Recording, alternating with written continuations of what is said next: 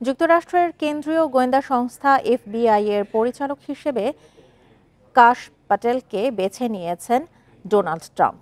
সবকিছু ঠিক থাকলে ক্রিস্টোফার ওয়ের স্থলাভিষিক্ত হবেন তিনি।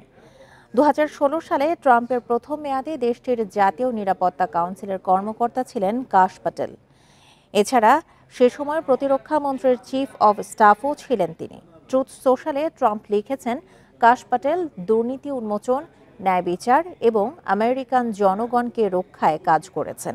1980 সালে যুক্তরাষ্ট্রের নিউ ইয়র্কে জন্ম নেন ভারতীয় বংশোদ্ভূত কাশ প্যাটেল।